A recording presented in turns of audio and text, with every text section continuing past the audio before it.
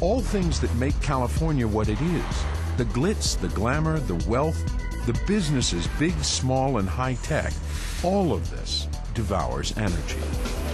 Energy is the lifeblood of a modern economy, and electricity in particular is becoming more important as we move further and further into the information age, the digital economy. It all runs on electrons. These electrons are shipped around the state by a complex network of wires and transmission lines known as the grid. It's operated from central control rooms like this one in Rosemead, California. From here, engineers take power from different sources and direct it where it's needed. But when electricity comes from burning fossil fuels like coal, carbon dioxide is the inevitable byproduct. The reason is that, like all fossil fuels, coal consists of hydrocarbons, long chains of hydrogen and carbon atoms. When burned, the carbon separates from the hydrogen and combines with oxygen to form carbon dioxide. The more carbon dioxide is released, and coal has the most carbon of any fossil fuel. So here, the governor is acting at his boldest. 16% of California's electricity now comes from coal. He plans to scrap all of it and replace most of it with renewable energy. That's sources like wind and solar power, sources that never run out and don't directly produce a single molecule of CO2.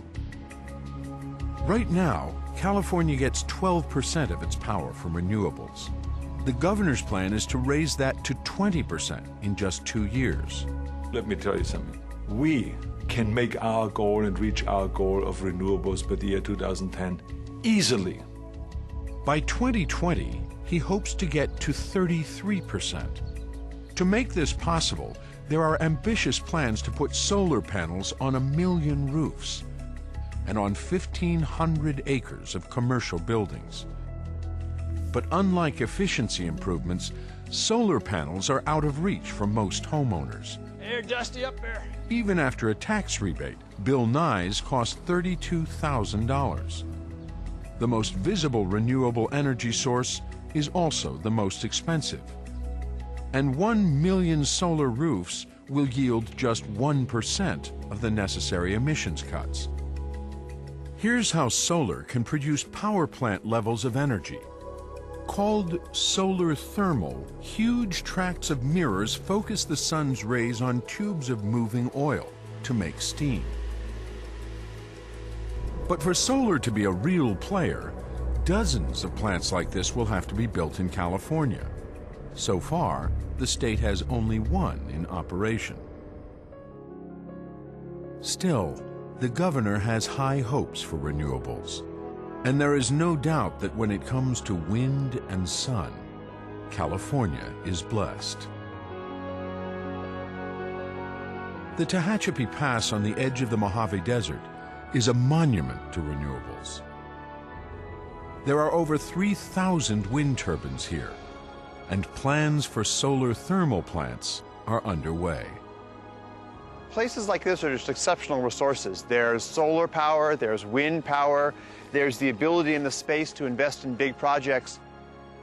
What's really remarkable is that these types of places we thought of as high deserts, and in fact, they're a remarkable place and an opportunity to start a clean energy revolution.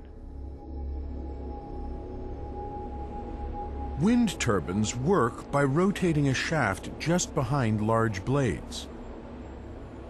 The main shaft turns a gearbox, which ratchets up the speed for a generator to produce electricity. The basic rule is, the longer the blade, the more power produced. So, much hope is being invested in a new supersized generation of turbines. The technologies have evolved dramatically. The wind turbines being installed now are much larger, much lower cost, higher reliability. What's going on now is a huge rebirth in the industry. In some of the areas, like here, this has become a least cost way to produce power. In the Tehachapi, Oak Creek Energy has installed the first of 1,500 new turbines that could replace the capacity of 9 coal power plants, if certain problems can be solved. The Tehachapi Pass is 80 miles from LA. Long transmission lines are needed to link it to the city, and a lot of people are opposed to them. Then you have environmentalists that say, we would love you to build plants in the Mojave Desert, but the only thing is when it comes to building the transmission lines to get it on a grid, no. It's this crazy stuff that you have environmental regulations holding up environmental progress. And that's what we are suffering under right now. It took 6 years to get permission to link these new turbines to LA, and the lines aren't even up yet. At this rate of progress, it would be very difficult for the governor to hit his target for renewables, 33% by 2020. But that is not the only problem. Coal can be burnt to release energy when you need it. But what do you do if the sun doesn't shine and the wind doesn't blow? Renewables aren't the easy, we're just going to do it solution. There are issues. One of the big issues is that for solar and wind in particular, they are intermittent. They're on some of the time, off other times, and it's not consistent. You cannot always predict it. But grid managers have to predict it. They need power on demand, and when they can't get it, it raises one alarming specter.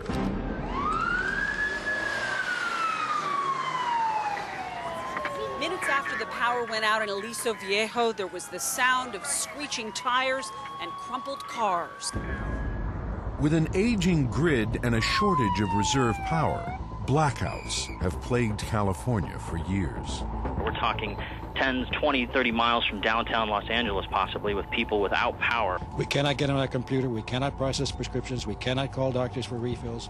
To eliminate the risk of blackouts as renewable energy increases beyond 20%, it will be necessary to come up with a cost-effective technology to store power. With renewables, we don't know how to store the energy. If we want to get 20–30% of our electricity generation from variable sources like wind or solar energy, we need to solve the energy storage problem. There is a backup plan. Build new natural gas plants. 45% of the state's electricity comes from natural gas, but natural gas still emits CO2, about half as much as coal. If the state were to build more of these plants, it would be stuck with these emissions for decades, as well as compromise the further development of renewables. So the governor has another possibility in mind.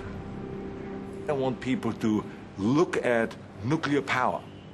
There's ways of going where we can revisit it. I'm not saying build it, because I'm not running the state by myself. What I'm saying is let us all discuss it.